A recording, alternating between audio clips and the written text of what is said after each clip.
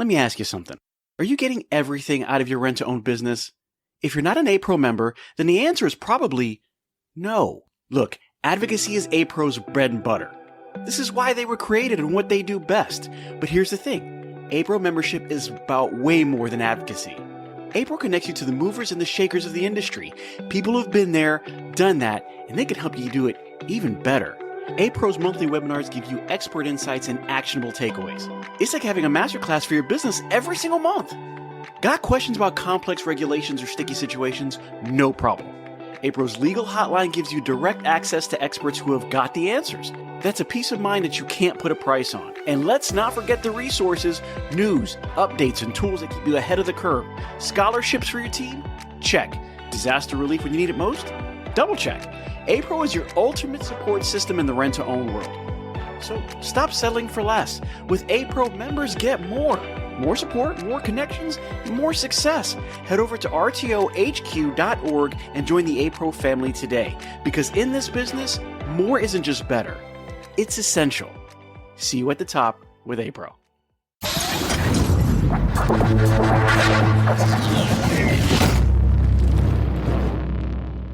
Hello and welcome to the RTO Show. I'm your host, Pete Shau, along with the producer, my man Anthony over there. And today we got something perfect lined up for you guys, but I want to take care of some stuff first. Listen, I want to dive right into what we got going on, but first you've got to subscribe to the show. You guys do not want to miss out, and listen, help somebody out. We are growing the show, and with your help, we can get it over the next level. So make sure you subscribe. Make sure you hit that notification bell so that every time something comes out, you guys get notified.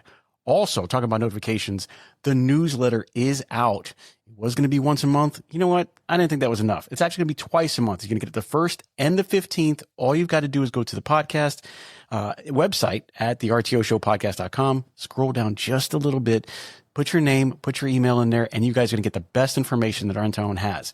And last but not least, I want you guys to know there are some sponsorship spots open. You guys are what helps keep this podcast open so that we can bring things like you and me, the information coming from our guest today. We're talking to Michael Costa all the way from AMPTAB in California, which is amazing because it looks nice and sunny out there. Looks great. You guys having some good weather? Oh, as good as it can be, yeah. And I expect it to get even warmer. Well, that's what we have in common. This is getting hot over here. Michael, I appreciate you being on the show. Listen, big fan of AMPTAB, but there was a lot of things as I was going into this, as I was trying to do my research and getting ready for this, there was so much that I didn't know. Now, a lot of RTO dealers actually use AMPTAB to buy some of the product and supplies that they have to get things going. Now, in that regard, I want you to explain it to me a little bit. First off, Patrick Henley decides to make this a couple years ago, and then it grows and grows and grows. And now you have a lot of products out there, but we only use the AMPTAB. So we'll talk about the RTO section first. But how did the idea first come up? And then where did you come into AMPTAB to kind of help support that? Yeah, the company started, I want to say 13, 14 years ago, with the early research. And I only know this from retellings of the story. Of course, I wasn't there. Patrick found an industry that was lagging behind in technology, this manufacturing sales industry for the all-in-home space. So your case goods, your upholstery, rugs, lamps, what have you. And they have a sales force that travels the country, visits retail stores. And at the time, they were just pulling out these paper catalogs. And these reps would represent several brands. So if you can imagine a dozen or so paper catalogs, multiplied by several, markets over the year. And the problem with paper, besides it's heavy and takes up space, is it's static, right? So if there's price fluctuations, inventory information is not there, these reps would have to call into the office just to get an order through. So that the solution at the time was, hey, let's digitize this process. Let's make a website. Well, to AMP's luck, Apple released the first iPad at the same time. So AMP jumped in, was like, let's make an iPad app. This is perfect. We'll put this trunk full of paper catalogs into an iPad in the rep's hands. And that's where we started. That's where we kind of got our foothold into vendors selling all this furniture. And then it expanded into RTO, where we learned a ton about retail, working with the RTO side. So for folks that have never really seen it, how would you describe AMPTAB in like one sentence, one summary to say this is what it is? Yeah, it's a sales platform that helps companies gather all their sales materials into one location, whether that's documents or photography and videos, general product romance like descriptive language. And it helps sales reps generate presentations and write orders and quotes offline. So using the iPad app, they don't have to worry about internet connection. And then that, easily translated over to a website for dealers to access that same catalog so they can have the same in sync conversation with their sales rep, looking at the same catalog for their orders. So I'm kind of curious. Let's say that you come to me, we're talking about this. I think AMPTAB is a great idea. I sell furniture.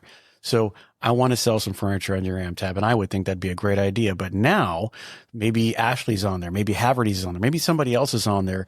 Why would I want to advertise with that if you're going to put my product right next to somebody else's product and introduce us in the same light? I would think, the thought process is, okay, maybe my guys are going out there with some paper, and trust me, I get it. That's a little bit archaic, but at the same time, they're only representing one brand. If I have somebody that has an AMPTAB, but I'm selling it to dealers are going to see the 3 of lineup or 20 lineup of furniture, case goods, whatever the case is. And now they kind of get to pick and choose. What makes AMPTAB enticing so that I could say, hey, you want to be on this platform along with these other furniture dealers because? Oh, believe me, we've heard that question many times. And we have different, metaphors.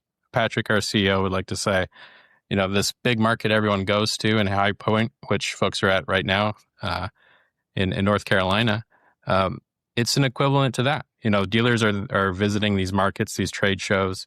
They're headed towards their appointments to look at new furniture. Well, they're going to pass a dozen other companies along the way, right? So that's the general idea is this AMP marketplace. But we have other solutions as well. We've built private lobbies in the past where, hey, only your dealers will see your offering when you invite them, as opposed to the entire lobby. But we're very, what would you say, agnostic to brand. We just want to help people connect. That's our real value, is this networking effect. We don't charge for headcount. We don't charge for buyers to log in.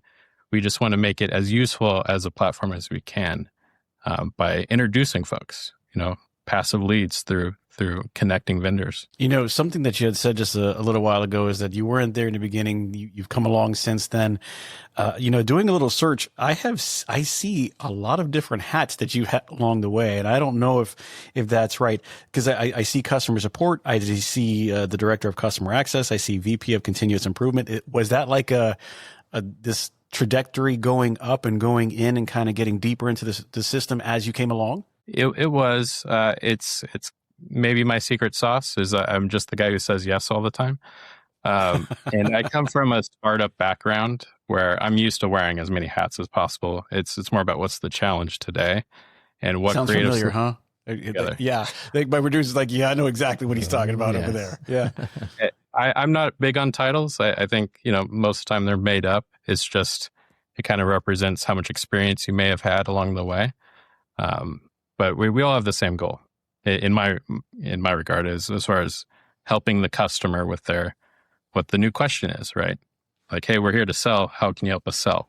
And that's what we do here. So at one point in time, AMPTAB I know you as AMPTAB. What is the actual name of the mother company for this? Because I know AMPTAB is probably one part of it versus the entire. And I know that I'll get into a little bit more because I see AMP Sell, AMP Shop, AMP Sites, AMP Press, AMP Avenue, and AMP API. What is the actual name that I could reference that would mean all of that? The technical name is AMP Tablet Solutions. We prefer to shorten it to just AMP. And that's because we launched with the iPad app, right? Tablet, AMP Tablet. And all those various names references the new products we've developed along the way. So AMP Shop is the B2B website. AMP Press is our print generator. AMP Sites is the public website. And they all feed from the same data, which is kind of our golden ROI is you upload your data once and you get 6 different outputs for all these different use cases. Well, I mean, it sounds good. I was actually named the best technology provider by Furniture Today readers, which was awesome. But when I look at that and I'm trying to dial myself into the RTO space and what it does, I know that we use AMPTAB. There are people that, they put their product on there, and as dealers, they go in, select, get it purchased, and then have it come in. Is there any of these products that would actually mean anything to the rent-to-own industry that they might want to get involved with it? Yeah, absolutely. So the product they'd be most familiar with is AMPShop. That's the B2B website. An extension of that is actually a product not even named on the website, is our retail order workflow. So we have several RTO retail chains that also pay for an AMP subscription for a curated single catalog in AMP. So instead of shopping 20 different vendors at a time, you shop a branded singular catalog that has all the vendors mixed together. These retailers are able to install order writing rules and approval steps.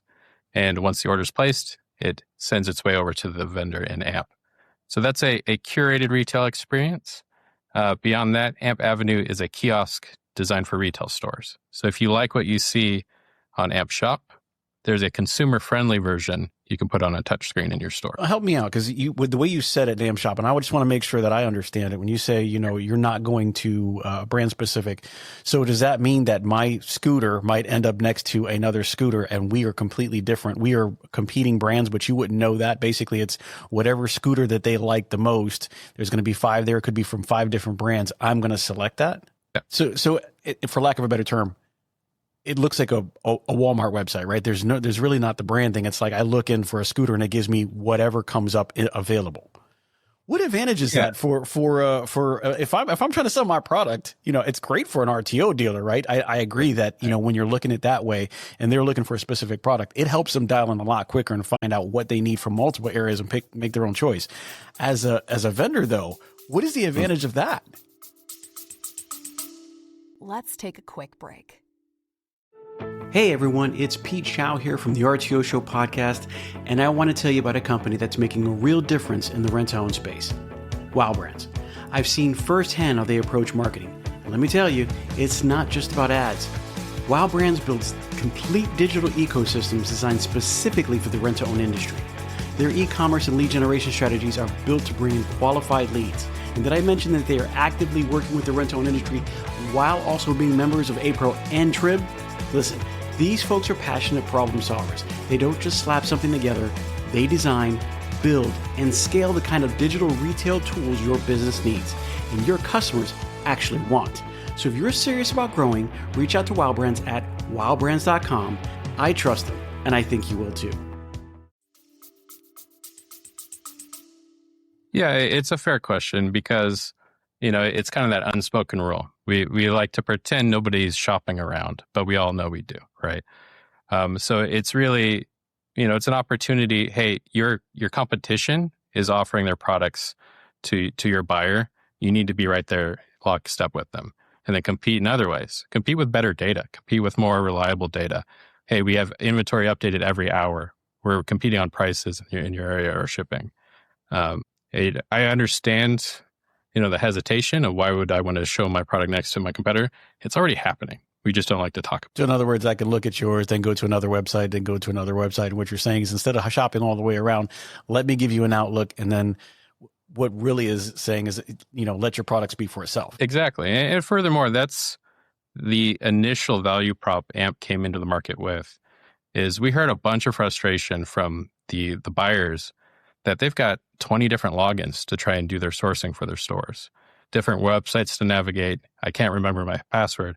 And if I'm giving my store managers the same list of passwords and turnover and all that, it was just a headache. So AMP's value was, we're going to give you one login to see all of your vendors in the same website layout. And now we just made it even more convenient. Buying simplicity. Yeah, exactly. Okay.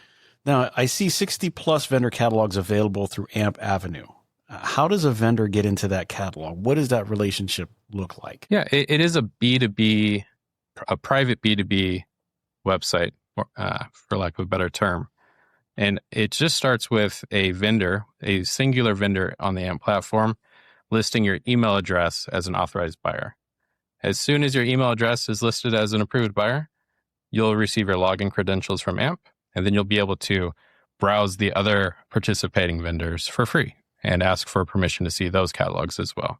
So we don't, AMP's not interested in charging buyers to participate. You just need to be an email listed on someone's customer list. We're going to do that, Anthony. We're going to put you on AMPTAB and see if we put you against some other producers and see if they like you the most. You better smile if we put you on there. Hey, I'm confident. There we go. There we go. So AMP Avenue supports both retail and RTO pricing models.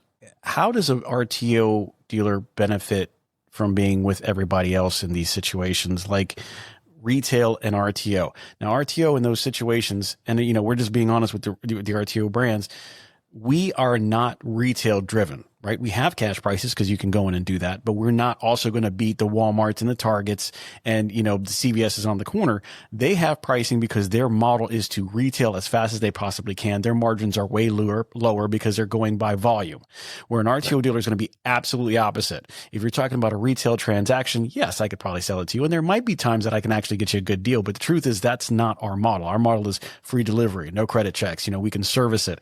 And that's why the pricing is a little bit different, because if I'm going to add delivery, I've got labor, time, truck. I've got to bring it in, set it up, put it on the floor. Those are costs that they're not doing. They're taking it in the package, throwing it on a shelf. And then if you want it, you have to pick it up and take it to a kiosk where nobody's saying, how are you doing today? Right.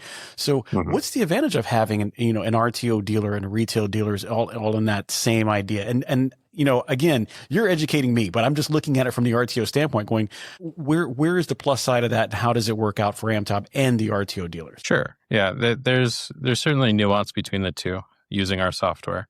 I'd say for RTO, we actually designed a lot of the kiosk alongside Countryside. Countryside was our first beta partner with the kiosk, and they gave a lot of great insight. They used it more internally. They actually integrated their POS system with the kiosk so that they could check the inventory levels across their stores. So they used it for employees to see, okay, yes, we have inventory, we can move around. I need this over at my location. And then, I can also see the vendor inventory. So if we're out of stock across the board, I can now turn around and place a special order. Hi, I'm Pete Shau. You may know me from the RTO Show Podcast, but today I'm doing something a little bit different. APRO and Wow Brands have launched a special project to bring the story of our industry to life like never before. They've asked me to sit down with some of the true legends of rent-to-own, capturing their stories, their impact, and their vision for the future. And now, I get to share those conversations with you straight from the legends themselves. All of this leads to something groundbreaking, though. A new book, The Rent-to-Own Revolution, A Definitive History of Advocacy and Consumer Access, written by APRO CEO Charles Smitherman and Wow Brands CEO Brian Krast. The book explores the grassroots of RTO, the advocacy that has defined it, and the future that we're building together. Here's where you come in. We're giving away free copies once the book is released. Just head over to the RTORevolution.com and sign up for a chance to receive a copy in early 2026. Don't miss the chance to be among the first to hold this piece of RTO history. That's RTORevolution.com. Check it out and become a part of RTO history. Directly with the vendor. So it was more of for their particular use case, just for the store managers. But they could flip the screen around and show just the product information. Here's what this special order, here's all the photos for that product, dimensions, and all the information you need to know. If they want to apply a markup, here's our weekly rates. They could do that as well. And any other information they could append to that product data. So just so that I'm clear, when you say Countryside, we're talking about Countryside Rentals that's doing business as a rent-to-own in the Ohio area, Mike Tissett's group. Yes. Yeah. Okay. Because they're great. I mean, they're pretty successful. They know how to do rent-to-own pretty darn well. So it's nice to see that they're doing that right. Mike, I'm looking at you. I know you're doing a great job. But, it is a different way to use it. I never really thought about it like that. And I think that's why they're pretty cutting edge, because they have the ability to kind of think forward like that. So I like that idea. Okay. I like that. Now let's talk RTO specifically. How did rent-to-own get AMPTAB? How did AMPTAB find rent-to-own? I mean, you're talking about 15 years ago. There was we were different back then. And I know that we don't have the digital footprint we probably want yet, but we're definitely going in that direction. When you say those many years ago, we really weren't online like we should have been. How did AMPTAB either change that or see that as we could help you, this is how we're going to do it? Yeah. Again, I wasn't there, but from, attending those trade shows, the story I hear, Mark Williams was like the point man, to be honest. Okay. Him and Patrick paired up. Mark expressed his frustration with all those logins we talked about. I was like, hey, I'm having, I'm not getting any sleep trying to navigate how to I'm having buying anxiety. I just want to get it bought and done. You know what I mean? Like I don't want to log into Amazon 3 times. Okay, I just want to get it done. I totally understand that. I really do. Yeah. So Patrick simply pitched to Mark, hey, if we work together, get all the vendors you care to source from onto one site, is that interesting for you? And he said, yeah. And they Rent One was monumental in getting the name of AMP out there. We could probably thank a lot of the networking to those early days with Rent One and Countryside. And two very like I big said, dealers. I agree. Like two very big dealers in the RTO space. You probably picked some of the best to get that done. Yeah, and you know, when I came on board, I had kind of mixed feelings about it. I went to my first RTO trade show, and as a new employee, my task was, and I know you've been to these shows quite a bit, was to go and slap these AMP stickers on every vendor that was on our platform. And I stopped and looked around, and it was like the entire floor is green. It's like I felt like I missed the boat. It's like, oh, we've already done it. I wasn't part of that initial networking. So I think Patrick and Jesse did great on the AMP side. But really, a lot of credit goes towards Rent One and Countryside, getting excitement from the vendors to get everybody on board for the platform. So talking about coming up through the ranks and through the things, you've seen it, change from then to now through either stories or when you did come on to now. AMPTAB came on, and what we would use it for is to kind of look up. We would go to, either O'Rourke, we would go to Ashley, whatever the case is. We would, whenever they were on, whoever's on at that time, we take a look, we get it ordered. What's different between the AMPTAB that when I started, looking at it 10, 12, whatever years ago versus the one now? Why would somebody say, okay, that's still the place to go? It's still where I want to get the product in and ordered through. Like, what changes have happened in the last 10 years where you can say this, and this is making us the place to go at the moment? Yeah. The journey, I was there for this, the evolution. I saw this. I did this. I saw probably what you saw 12 years ago when I first started. I was like, okay, I get it. Everyone has, a unique catalog to shop from. As long as you have a buyer login, you can access these companies separately. And we were like, how do we expand AMP further into retail? Our first thought was the kiosk. There was another company out there, Wonder Sign. I think they're called Wonder now, doing kiosks. I was like, that's a great idea. Does AMP have a version of this? So we started to design the kiosk, and then just because of how problem solving goes, we were like, okay, we have a kiosk, but now we need to get all the vendors in one place, right? We have separate catalogs right now. How do we get into an individual catalog? So we designed what we called an AMP feed, which makes a universal template for the data, has all the taxonomy lineup. We created garbage mapping. So if you call it dining rooms and over here you call it dining sets, we can call it the same thing, the dining area, right? So getting the vendors on the same taxonomy for filtering was huge. Getting all of the vendors' data to line up in the same square, as it were, for the product layout for dimensions and whatnot, into one catalog was a big evolution. And then working with like Chip Guy was monumental for order workflow stuff. So we built this one big catalog that's got 30,000 SKUs in it now. That's a different challenge on approving orders and slowing down the stores who got excited, like, oh, I'm Amazon shopping now, right? In AMP. So setting up approval rules. As soon as you place an order, it's going to go to your regional manager. As soon as the regional manager approves it, it's going to go to the CSR at the home office to create a PO. And as soon as it has a PO, it'll go to the head decision maker. They hit the go button, it'll go to the vendor. So really locking down the order approval process where minimums are now respected. We have store budget tracking now. So the store can see, oh, I've spent my allotment for the month or whatnot. So just a lot of feedback, a lot of iterations to be sure the orders that are sent from the store to the home office and then to the vendor are accurate and they can act on them. We put that in there, Anthony. We're going to stop you from, you can't buy it anymore. We need to put that on there. You were banned from buying. So here's the deal, man. You're talking about some names that I've worked with. I love Casper Fopp. He's a great guy. He was on the show. I love what he does. Have you ever thought about working? And I don't know if this is, are they like considered competition? Is Wonderside considered competition, or is it something that, hey, they already have the Wonder Signs in the store.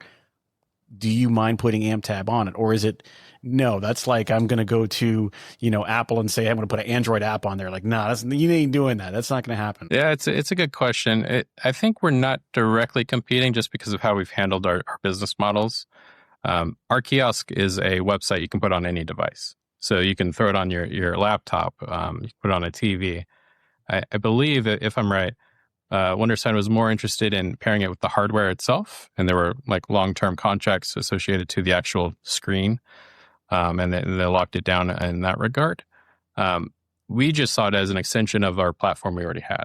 Like, hey, you got a website with us, it's free. Do you want to also have that same catalog look like a touch screen that you can go up and peruse with your customer? And then for the RTO specifically, if you want to, have a curated RTO experience, it's just using our same technology in a different way. So we weren't really, at least in my mind, we weren't competing directly with Wondersign. Yeah. Well, it again, like you said, mentioning names, I actually worked with Chip Guy for a couple of years just very recently. So it's nice to know that he was a part of that situation and helped you out as much as he could. But, I'm curious. AMPTAB describes itself as like this omni-channel platform from an RTO dealer who's, basically, let's say running one store out of a spreadsheet. What does getting started with AMPTAB actually look like? And what is the learning curve, right? I started this up. I've been doing rent-to-own my whole life, but I've got one store. I'm literally having to go from management to learning how to do the back end, which is not an easy feat, right? So now somebody says, and I'm just throwing a name out there, but Mike calls me up, says, I'm from AMPTAB and you should be on there because I have one login instead of 30. And somebody goes, that's a great idea. What does it take to get to be on AMPTAB, and then what kind of learning curve is from that moment? The learning curve is different depending on who you are, as far as retail or the vendor or RTO. Our general onboardings are about 2 weeks to 6 weeks, and that's just how fancy do you want to be? Do you want to set up integrations with your ERP system? Then that may extend that timeline. For a vendor, it can be as simple as taking a spreadsheet in Excel and hitting upload, and you've got your products listed on the website. For a retailer, we don't want you to do any work if we can help it. We want you to tell us the rules. Like, here's our markup. Here's my filtering. I don't want to see any products above $1,000. I don't want to see lamps from this particular company, or this vendor should only be shown to stores in Texas. Like, we can build formulas for you so that all you have to do is log in and see the products you care to see. Now, it doesn't mean you can't go into the data and play around. All the names I've mentioned and more, they like to do that. They like to handpick products they want to promote. I guarantee it. I guarantee it for sure. But I believe I built a culture here at AMP that we lead first with customer support. So if we're not giving you quick solutions, workarounds, or training on the spot, then we're kind of failing at our job. We don't want you to feel like, okay, you bought the product, good luck. That doesn't exist here at AMP. So somebody comes in, they get it. You tell them we're going to walk you through the process, going to make it a little bit easier. Once we get all dialed in, it's going to be easier ordering. What does it take to get AMPTAB? Is it a one-time I bought in and I get to use this for the year, 10 years? I got a monthly subscription. Like, how does it work to stay dialed in and have somebody come to you and say, hey, I'm going to sit with you for a couple weeks? Is it a down payment up front to cover those costs and then a lower subscription monthly or something like? How does that work? We have a couple different approaches depending on your goal. We don't do any contracts, and we do have a setup fee, but that's related to how complex do you need this to be. And I'm talking more specifically towards our vendors. We want exclusive products per customer, per price, which we support, but that takes coding to do. So you're employing an engineer to do that during onboarding, essentially. For the retailer, it's pretty low. It's about $100 a month per store. And you can start and stop anytime. You could pay up front for a slight discount if you want to pay for the year, great.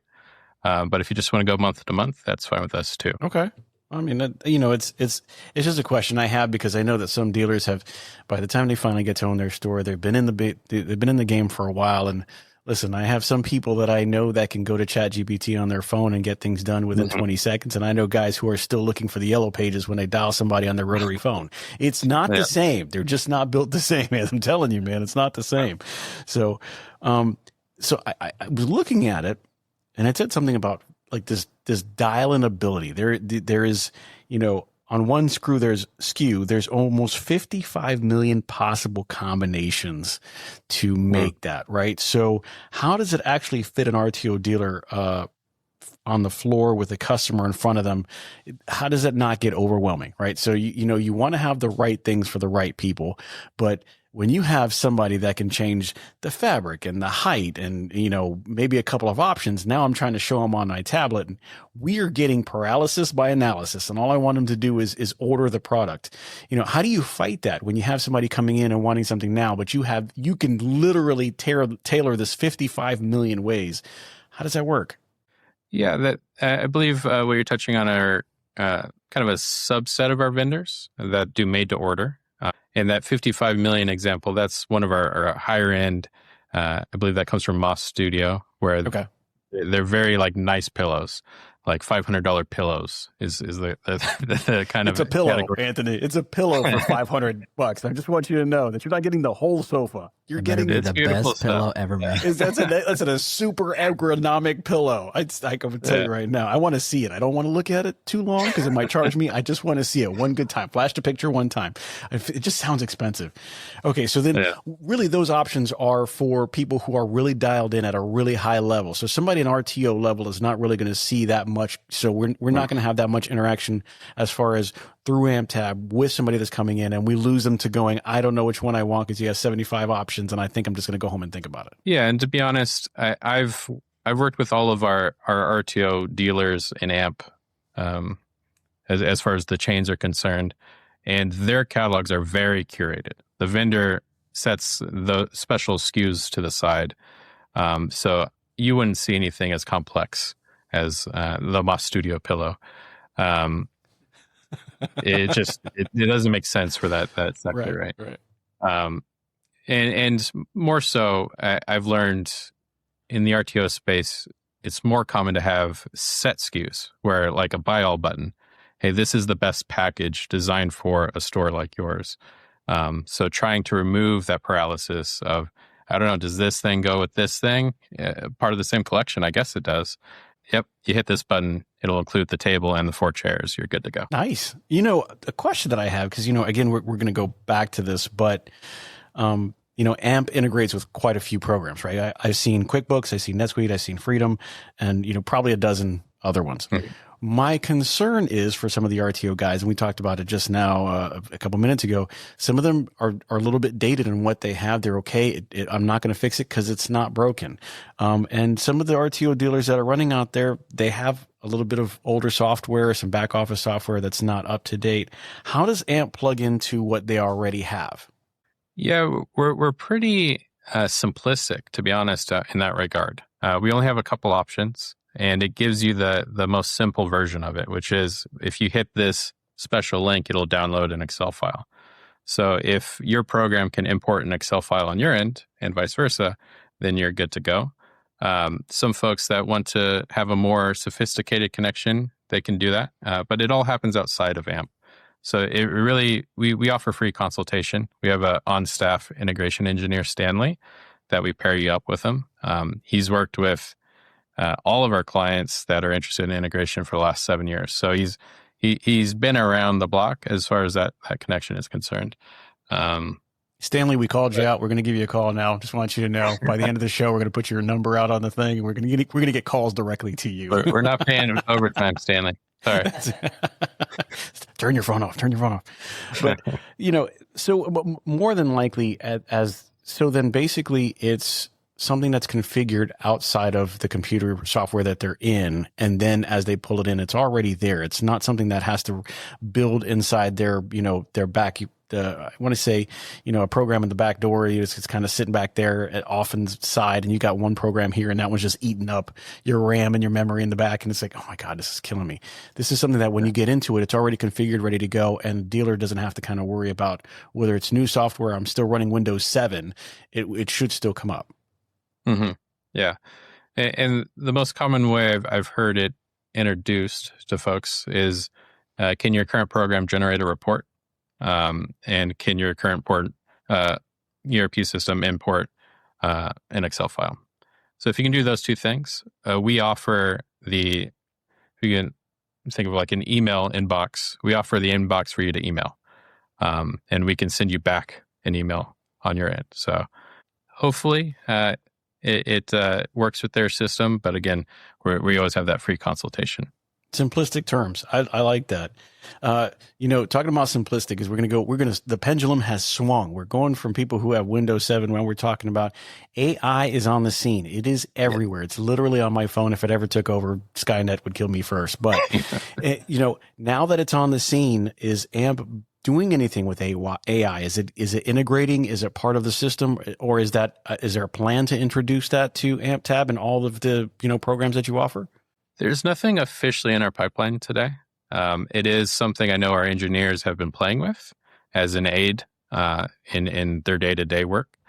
And it is something we've kind of whiteboarded or playing with, enhancing product romance and searches using AI. Like if we have an AI that can read all of your data locally in your catalog, hey, I'm looking for a red chair that looks like it belongs in a cottage, right? It can help narrow down your data using those more descriptive searches. And other use cases like that. I don't think we're going to enter a space where AI takes over the program. It'll be more of a aid to the user for things that could be typing and manually looking for. So a powered search, basically. Yeah. Yeah, that's it. Now I'm going to go on AMPTAB and it's going to do like the Gemini does. It pops up and tries to squeeze into my answers. Like, dude, I didn't ask that. So, technology adoption in the RTO industry has traditionally been a little bit slower than it should be. I'm not going to lie. I definitely feel that in a lot of regards. Slower than mainstream retail anyways. From where you sit, working with dealers every day, is that changing? Are you seeing that change now? Like, hey, we have come so far off the beaten path that we actually have to upgrade. We have to get better at what we do. Or you come across Windows 7s every day? It's funny. I kind of always saw the RTO space as more aggressive compared to our wholesale side of the business, where they're looking for, where can I get my advantage today? And maybe that's just approach or that's, negotiating differently. And as far as all of our clients, a theme I've seen is more comfort around that API integration we were just discussing, where they want to connect. They want their ERP system, their QuickBooks connected to AMP so that the moment they update a price in QuickBooks, it updates in AMP. And the moment somebody places an order in AMP, it arrives in QuickBooks. Because along with this surge in AI is a surge for real-time updates, which is only as real-time as the update is, right? As opposed to waiting for somebody to go into a spreadsheet or manually type in their updates. They just want all their systems talking so that when the buyer hits that place order button, it's against an inventory quantity that exists this second as opposed to last week, right? And when I started with AMP, nobody was talking about integration. Nobody. You might have your high-end brand like Costa of America is like, yeah, we have 8 warehouses to manage. We have to be integrated. But beyond that, it was too much of a scary word. It meant we're going to hire some specialist for $30,000 to design this integration. That's just not needed anymore. And more, the trend is headed towards real-time data, and that's only possible with that connection. Yeah. I mean, some of these guys into their effort is like, hey, I've got this program. It doesn't need to do any more. It does exactly what I need it to do. It gives me the reports that I need. I can take care of payroll and everything. I can order what I need to. What's the point in getting something new and shiny if this has been doing me so good for so long. And I know every aspect of this program from beginning to end, right? So, I don't know if that's the reason why sometimes the adoption takes a little bit longer. It's like, there's no reason, right? My truck's got 150,000 miles. It's going to go for another 150. Ain't no reason to buy anything else. So, I definitely understand it from both sides of the ball game. I read, and I don't know, you tell me, I read that AMPTAB actually doesn't have a huge, there's not like 100,000 people sitting around anywhere, and everybody's going to get laid off in the next couple of days. Like, it's a small crew. You guys are tight knit. You keep everything everybody's working full time 100%, but it's not like there's 1,000 people working for you. There's actually a relatively small number. How does that number factor into the fact that if you're growing or if things are happening, how do you scale that if you have a very tight crew? Yeah, it's a great question. We are a tight crew. We fluctuate around 15 people, which surprises most. And it's just the nature of software. We don't have to worry about warehouses. We don't have to worry about physical products. We just have to be able to handle the inbound, right? And at this point, we're all experts in our field. Our tight-knit crew has been around 6+ years, if not longer, right? So we will grow when we reach a certain breaking point, as it were, with we've got too many clients with too many questions that we need to. That's a good problem, Anthony. I got too many people here, and I need more. Totally understand that. I totally understand that. The RTO industry right now is dealing with some scrutiny in some different areas, some different states, like, New York and stuff like that. Also, the buy now, pay later market is kind of dealing with some stuff and some lease to own options. Does that affect AMPTAB in any way? Does that, are you in those markets, and does it affect it as you're in them, and what's going on? It doesn't affect us directly. But, any disturbance in the force trickles its way over to AMP, whether it's tariff talks or backed up containers across the sea there. If our clients are having trouble doing business, software notoriously is the easiest thing to cut back on, right? It's like, it's a subscription. We can hit pause on it, or we'll come back later, or we'll start doing things on paper again, right? So we are very sensitive to any negative changes in our clients' industries. We built pretty goodwill during the COVID years, where we muted people's billings for a couple months. We're like, we understand things are hard. We can stomach no revenue coming in for a stretch, just so that you guys can get organized during uncertain times. And that's something I know there's a ton of people out there know that they can reach out to me directly to my cell phone and be like, hey, is there something we can work out during this time period? And more often than not, it's yes, we will work with you. Well, I definitely have a love-hate relationship with my Netflix bill. We have separated a couple of times, but we seem to manage to get back together all the time. So I definitely understand. It's actually nice to hear that you were able to do that for some people, because I can tell you right now, we went through it during those COVID years. There was a lot going on, We came out of it really, really well. And then I think everybody's paying the price for everything. It's more money flow, and all of a sudden everything just starts changing. And I don't even want to talk about gas prices. Been a roller coaster for sure. Oh my goodness. it.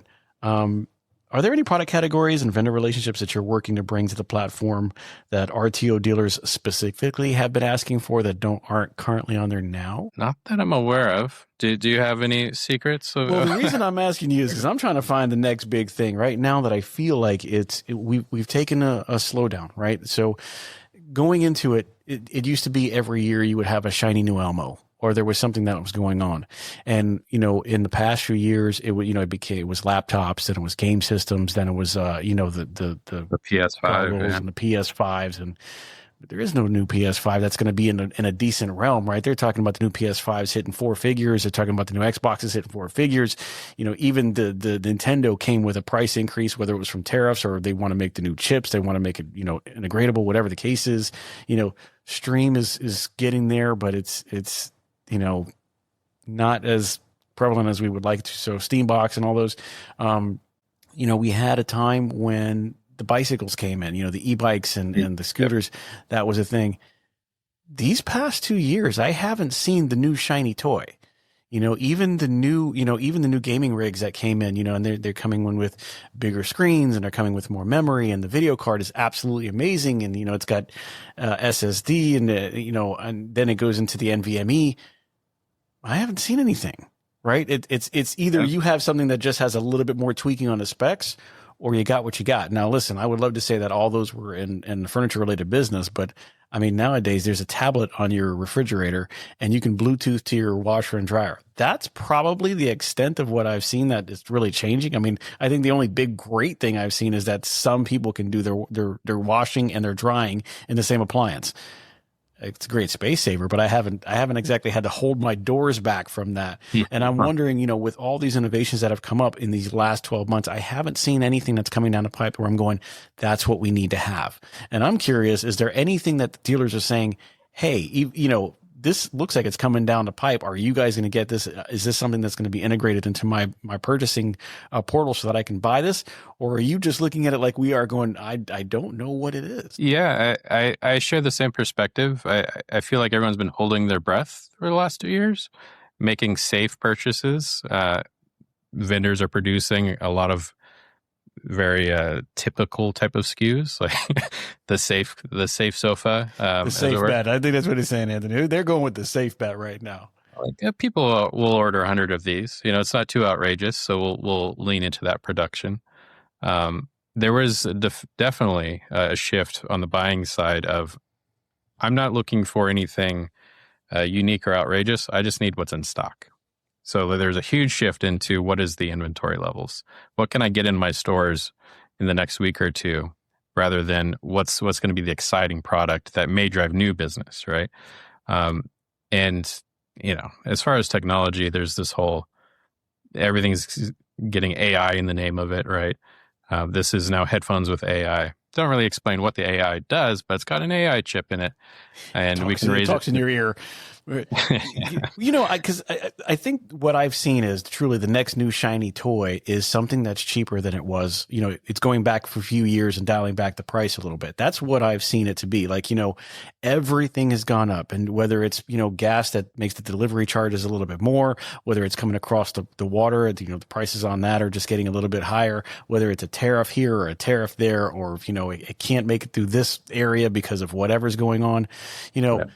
As you look at it, my idea is what I've seen is I just think everybody's looking for a break, not necessarily a new toy, but listen, if I can get you that product for a couple dollars cheaper because we were able to make that happen, it gets a little easier. I think the problem is I don't think anybody has that silver bullet in their gun just yet. And I don't know if, if we're going to bring manufacturing back into the States, I don't know if that's ever going to change the price. It might change the availability, but I mean, we build it probably more expensive than anybody else. So hopefully it lasts, but I don't think that's going to solve the problem of the dollar bill. And so, I think that's something that a lot of dealers are looking for is like, hey, if it is going to be something that you have on your lineup, what's the best deal? Now, I don't know if you can go in there and say, hey, find me the cheapest washer and dryer or the most economical set that makes sense as a group.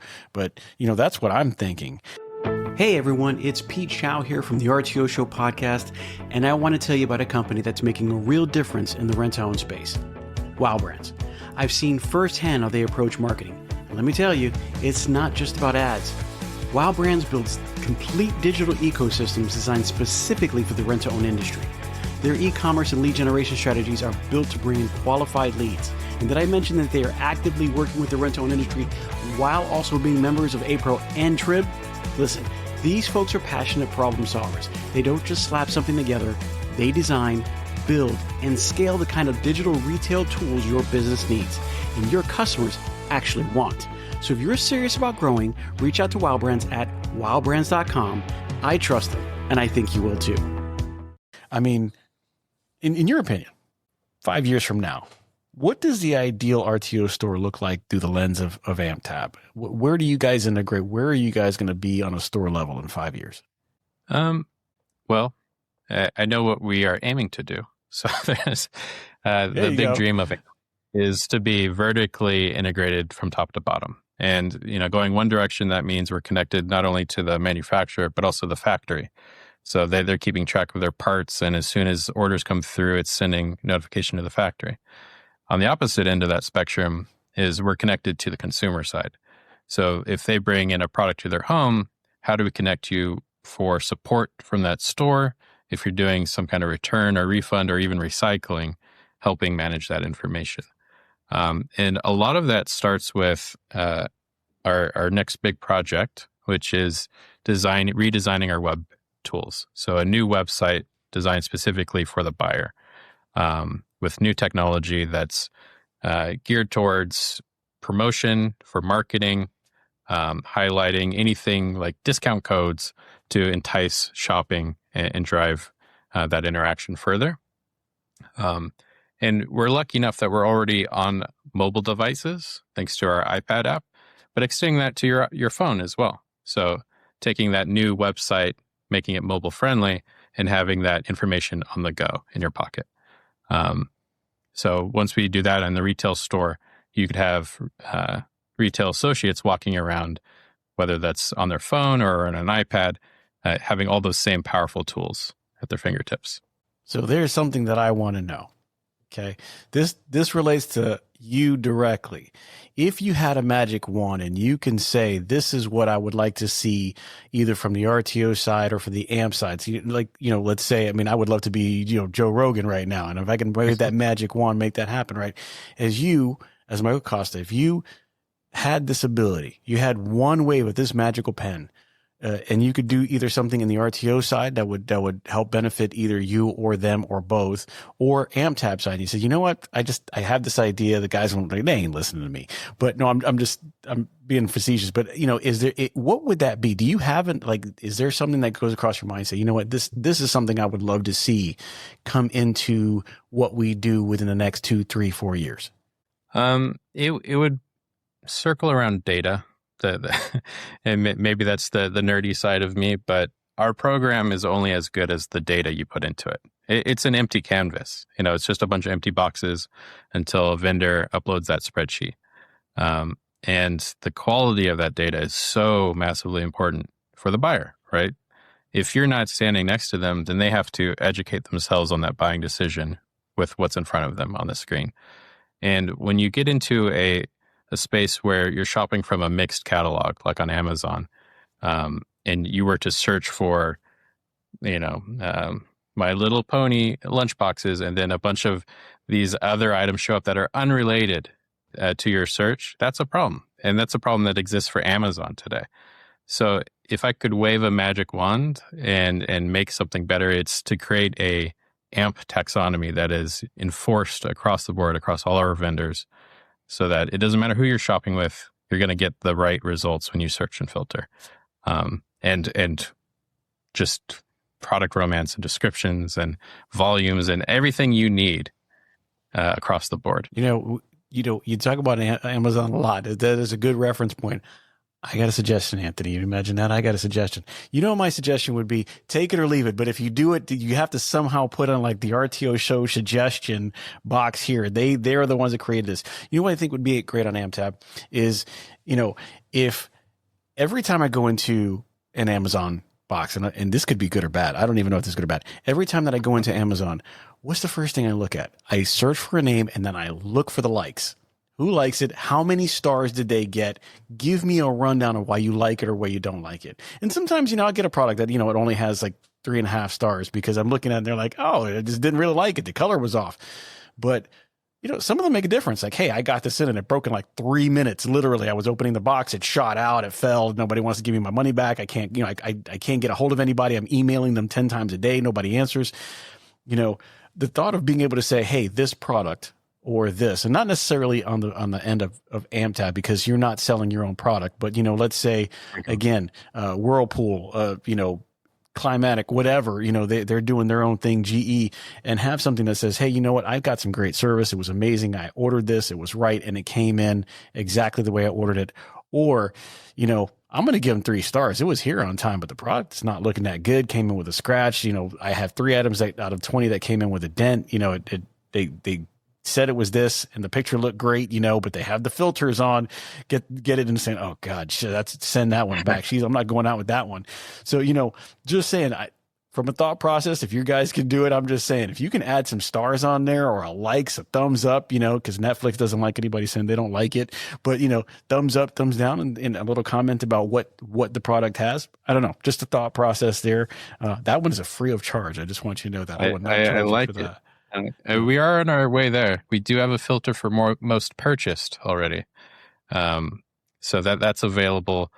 It's one of those things where that's an amazing idea. We would definitely implement it, but it'd probably be a case-by-case basis on something a vendor would have to opt into. Because I'm sure there's some vendors out there like, I don't really want to have bad reviews on my products. No, listen, I 100%. Yeah, I 100% agree with that. The only reason I say that is because, if in my thought process is if you're bold enough to put 5 scooters next to it, I'm going just reference a point, and you're going to be one of the 5, that they're going to look at everybody's specs. They're going to look at how long it lasts. They're going to look at the battery life. They're going to look at the build. They're going to look at the warranty and say, well, you're only offering 6 months. These guys are offering a year. How long does it take to get in? If I order this today and it takes 2 weeks, but this guy might be a little bit more, but I'm getting it tomorrow, I get that sale. Because if my customer's waiting 2 months, 2 weeks, whatever the case is, they might not be interested then, right? I might get that down payment. They'll come back. Look, I ain't got it. It's been a week. Give me a moment to get back. I'm gonna get it somewhere else.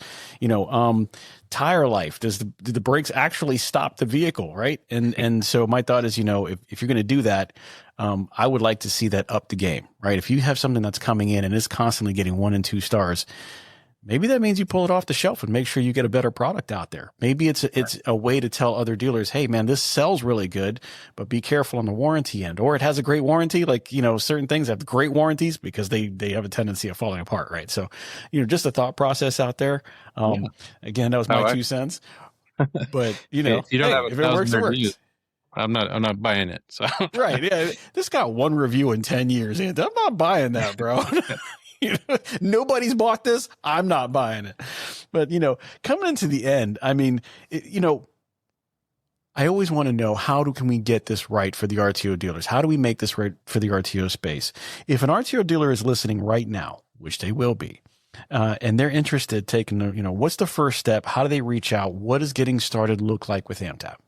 Yeah, you just got to shoot us an email. You can visit our website, amptab.com. Our email and phone number right there on the screen. Also a contact us button. That'll go to our support desk where our whole team is watching. And you get routed to me or one of the other members of the team. And we jump on a Zoom call like this. We never just blanket statement, here's what it costs to sign up.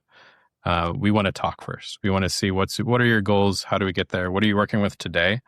Because a lot of times you don't need 95% of our platform. You have a singular goal, and that's what we aim for, and we give you an accurate quote from there. Got a question, because I actually don't know this. Is there a customer-facing part of the program, right? I know that our dealers will go in and they'll buy and they'll look at it and say, these are the lead times, this is how long it takes to get here, this is how much it costs. If I bundle it together, I get 6, I get whatever the case is.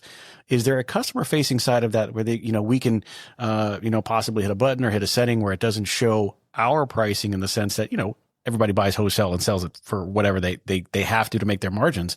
But a customer facing say, I can turn that off and I can give it to my customer and they can literally go through the whole AMPTAB, I guess, whatever that dealer has allowed to show, and go, I like this, I like this, I like this, without actually placing the order. Maybe they hit something that goes into a checkout or whatever the case is, and then the dealer gets that. Is that something that's available?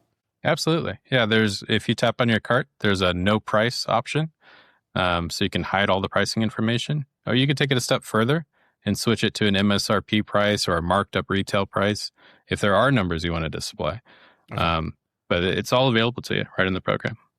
I was trying for another idea, but he got me. No, that's great. So last question, and I wanted to just, if an RTO dealer could only do one thing differently after hearing this conversation, what would it be?